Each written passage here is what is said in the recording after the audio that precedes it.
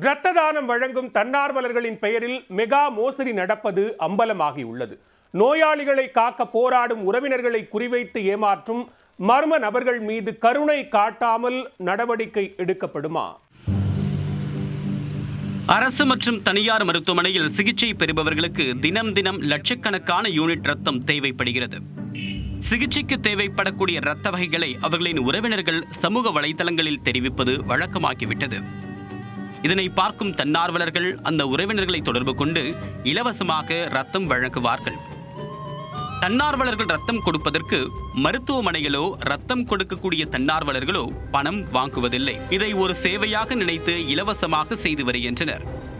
இந்நிலையில் ரத்தம் தேவைப்படுவதை பயன்படுத்தி சில மர்ம நபர்கள் தன்னார்வலர்கள் பெயரில் மோசடியில் இறங்கி உள்ளனர். ரத்தம் தேவைப்படுபவர்களின் செல்போன் எண்ணை தெரிந்து கொண்டு அவர்களிடம் மோசடி நபர்கள் போனில் பேசுகின்றனர்.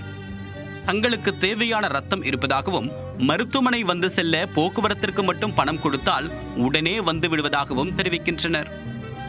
உயிருக்கு போராடும் உறவினர்களுக்கு எப்படியாவது ரத்தம் கிடைத்தால் போதும் என்று நினைத்து கேட்கும் பணத்தை யோசிக்காமல் ஜிபே மூலமாக செலுத்தி விடுகின்றனர். பணம் செலுத்திய பிறகு அவர்களை தொடர்பு கொண்டால் வந்து கொண்டே இருக்கிறோம் என்று கூறும் மர்ம நபர்கள் பல மணி நேரம் ஆகியும் வருவதில்லை. இறுதியில் சம்பந்தப்பட்ட செல்போன் எண்களை பிளாக் செய்துவிட்டு கிடைத்த பணத்துடன் சென்று விடுகின்றனர். இன்னும் சிலர் வரும் வழியில் கார் ரிப்பேர் ஆகிவிட்டது, அதை சரி செய்ய பணம் தேவைப்படுகிறது என்று சொல்லி மேலும் ஒரு தொகையை கறந்து விடுகின்றனர். கடைசி வரை மோசடி நபர்கள் வராமல் இருக்க அதற்கு பிறகே ஏமாற்றப்பட்டு விட்டோம் என்பதை ரத்தம் தேவைப்படுவோர் உணர்கின்றனர். இதேபோல தஞ்சை அரசு மருத்துவமனையில் கலைச்செல்வன் என்பவரின் உறவினர் சேர்க்கப்பட அவருக்கும் ஏபி பாசிட்டிவ் ரத்தம் தேவைப்பட்டுள்ளது. ரத்தம் தேவை என்று சமூக வலைதளங்களில் அவர் தகவல் பரப்ப பரணிக்குமார் என்பவர் தொடர்பு கொண்டு 3 யூனிட் ரத்தம் உள்ளதாக தெரிவித்துள்ளார். போக்குவரத்து மற்றும் உணவுக்கு மட்டும் 700 ரூபாய் ஜிபேயில் அனுப்புமாறும் அவர் கேட்க ரத்தம் கிடைத்துவிட்ட மகிழ்ச்சியில் கலைச்செல்வனும் உடனே அனுப்பியிருக்கிறார். பணம் செலுத்தி நீண்ட நேரத்திற்கு பிறகே ஏமாற்றப்பட்டது அவருக்கு தெரிய வந்துள்ளது.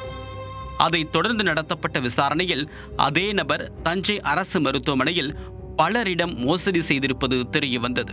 ஒரு 5 நாளாக தேடிக்கிட்டு இருக்கேன் சார். பிளட்டுக்காண்டி ஒரு போட்டிருக்கோம், குரூப்பில் வலைதளத்தில் போயிட்டுருக்கு. எல்லாம் கால் பண்ணாங்க, இது மாதிரி நாங்கள் தேடுறோம் கொடுக்குறோம் அப்படி சொல்லிட்டு இருக்க வரையில் இவங்க தான் ஃபஸ்ட்டு அவங்களா கால் பண்ணி பிளட்டு இருக்குன்னு கால் பண்ணவங்க இவங்க தான் ஃபோன் பண்ணி 3 நபர் இருக்காங்க. ஏபி பாசிட்டிவ்ங்கிற பேரில் 3 நபர் இருக்காங்க. அவங்கள கூட்டிகிட்டு வரதுக்கு தான் பெட்ரோல் செலவுக்கு காசு வேணும் அப்படின்னு கேட்டாங்க. பெட்ரோல் செலவும் சாப்பாடும் சாப்பிட்டா தான் அவங்க பிளட்டுக்காண்டி இது கொடுக்க முடியும் அப்படின்னு சொன்னதுனால நான் இது பண்ணியிருக்கேன் சார். ஆமாம் சார், இது மட்டும் இல்லை அவங்க பேரில் வந்து நிறைய கேஸும் இருக்குது. பரதிக்குமாருங்கிற பேரில் நிறைய கேஸும் இருக்குன்னு நம்ம பிளட்டு டொனேட்டில் பேசி இது பண்ணியிருக்காங்க. இதே மாதிரி கும்பல் நிறையா தெரியுது. நிறைய நம்பர் இருக்குது. ஒரு 21 நம்பர் அதே மாதிரி இருக்குது சார். எனக்கு நடந்த நிபர்கள் மாதிரி யாருக்கும் நடக்கக்கூடாது. ரத்தம் வழங்கக்கூடிய தன்னார்வலர்கள் யாரும் பணம் வாங்குவதில்லை. ரத்தம் வழங்கும் இளைஞர்கள் மற்றும் பல்வேறு அமைப்பினர் இதனை சேவையாகவே செய்து வருகின்றனர். ஆனால் இதை பயன்படுத்தி மோசடி நபர்கள் பணம் பறிப்பது வேதனையாக உள்ளது என்று தன்னார்வலர்கள் தெரிவித்துள்ளனர். ரத்தம் வழங்க வருகிறோம், பணம் தாருங்கள் என்று யாராவது கேட்டால் அவர்கள் மோசடி நபர்கள் என்று புரிந்து கொண்டு அவர்களை தவிர்ப்பதுதான் சிறந்த வழி என்றும் தன்னார்வலர்கள் தெரிவித்துள்ளனர். யாரெல்லாம் ரத்த தேவைக்காக கேட்கின்றார்களோ அவர்களிடம் கால் செய்து நாங்கள் அந்த ரத்த வகையை சார்ந்தவர்கள் உங்களுக்கு தானம் செய்வதற்கு தயாராக இருக்கிறோம் என்றெல்லாம் கூறி நாங்கள் மருத்துவமனைக்கு வருவதற்கு பணம் அனுப்பி வையுங்கள் என்று அவர்களிடம் மோசடியாக ஜிபே எண்ணை கொடுத்து அதன் வாயிலாக இணைய வழியில் அந்த பணத்தை பெற்றுக்கொண்டு செல்லை சுவிட்ச் ஆஃப் செய்து விடுகின்ற ஒரு மாபெரும் மோசடி சமீப காலமாக அனைத்து இடங்களிலும் நடைபெறுவது வருத்தத்திற்குரியது.